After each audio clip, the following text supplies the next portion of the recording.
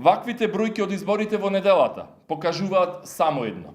Дека во изминатите 12 години тогашниот градоначалник и претходната партија на власт, ДПМНЕ, водеа погрешни политики кон Битола и битолчани.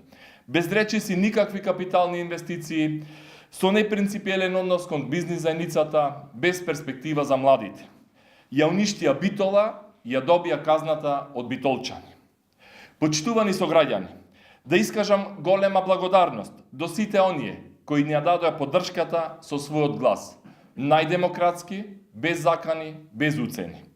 Вашата голема поддршка за нас ќе значи голема обврска да ги реализираме ветувањата од изборната програма, но и голема одговорност да ја вратиме Битола на местото каде заслужила.